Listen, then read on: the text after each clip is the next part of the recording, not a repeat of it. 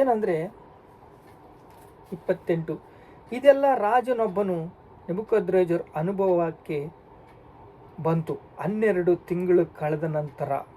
28 ದಾನಿಯೇಲನ ಗ್ರಂಥ 4ನೇ ಅಧ್ಯಾಯ 28ನೇ ವಚನ.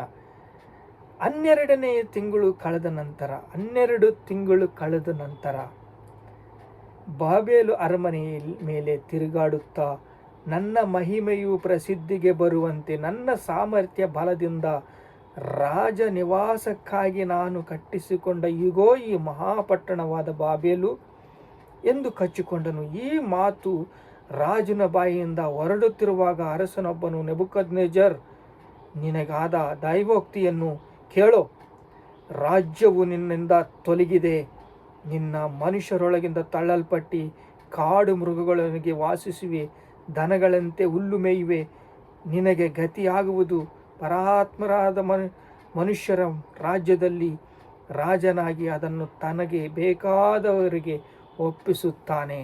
ಬಂದ್ಬಿಟ್ಟಿದೆ ದೈವೋಕ್ತಿ, ಮ್ಯಾಗಿಂದ ಆಕಾಶವಾಣಿ ಹೇಳ್ತಾ ಇದೆ. 7 ವರ್ಷ ತನ್ನ ಗರ್ವಕ್ಕೆ ಪ್ರತಿಫಲ ಅನುಭವಿಸಿದ. ಕರ್ಮ, ಜನ್ಮ ಕರ್ಮ ಪಾಪ ಅಂತಾರೆ ನೋಡು, ಆತ್ಮಕ್ಕೆ ಸಾವಿಲ್ಲ. ಯಾರಾದರೂ ಯೇಸು ಕ್ರಿಸ್ತನನ್ನು ನಂಬಿದರೆ, ಯೇಸು ಕ್ರಿಸ್ತನ ಸ್ವಂತ ರಕ್ಷಕನಾಗಿ ಸ್ವೀಕರಿಸಿದರೆ ಒಳ್ಳೆಯದು. ಏಕೆಂದರೆ ಯೇಸು ಕ್ರಿಸ್ತನೊಂದು ಬಾಯಿಂದ ಅರಿಕೆ ಮಾಡಿಕೊಂಡು ಹೃದಯದಲ್ಲಿ ನಂಬಿದರೆ ರಕ್ಷಣೆ ಹೊಂದ್ತಾರೆ. ಯಾರಿಗೆ ಗರ್ವ ಬೇಡ. ಯಾರಾದರೂ ದೇವರನ್ನು ನಂಬಿದರೆ ನೀವು ರಕ್ಷಣೆ ಹೊಂದ್ತೀರ. ನೀನು ನಾನೇ ಮಾರ್ಗವು, ನಾನೇ ಸತ್ಯವು, ನಾನೇ ಜೀವವು ಅಂತಂದು ಯೇಸು ಕ್ರಿಸ್ತನು ಹೇಳಿದ್ದಾನೆ.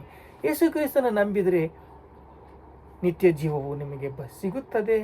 ನಿತ್ಯ ಜೀವದಲ್ಲಿ ನೀವು ಇರ್ತೀರಾ, ನಿತ್ಯ ಜೀವದಲ್ಲಿ ನೀವು ಬಾಳ್ತೀರಾ.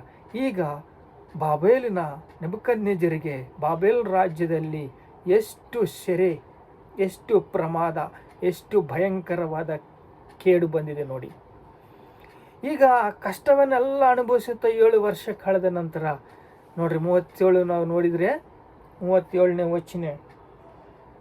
ಈಗ ನೆಬೂಕದ್ನೆಚ್ಚರನಾದ ನಾನು ಪರಲೋಕ ರಾಜನನ್ನು ಹೊಗಳಿಕೊಂಡು ಕೀರ್ತಿಸುವೆ. ಏನಂತ ಇದ್ದಾನೆ? ಪರಲೋಕ ರಾಜ್ಯದಲ್ಲಿರುವ ದೇವರಿಗೆ ನಾನು ಕೀರ್ತಿಸುವೆ, ನಾನು ಆರಾಧಿಸುವೆ, ನಾನು ಸ್ತುತಿಸುವೆ, ನಾನು ಒಪ್ಪಂದ ಮಾಡ್ಕೊಳ್ತೀನಿ, ಒಡಂಬಡೆ ಮಾಡ್ಕೊಳ್ತೀನಿ, ರಾಜಾದಿರಾಜನನ್ನು ನಾನು ಸ್ತುತಿಸ್ತೀನಿ, ಆರಾಧನೆ ಮಾಡ್ತೀನಿ ಅಂತಂದು ಹೇಳ್ತಾ ಇದ್ದಾನೆ.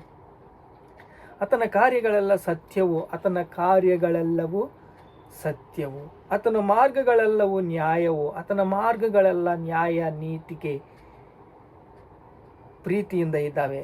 ಸೊಕ್ಕಿನಿಂದ ನಡೆಯುವವರಿಗೆ ತಗ್ಗಿಸಬಲ್ಲನು, ಸೊಕ್ಕಿನಿಂದ ನಡೆಯುವವರಿಗೆ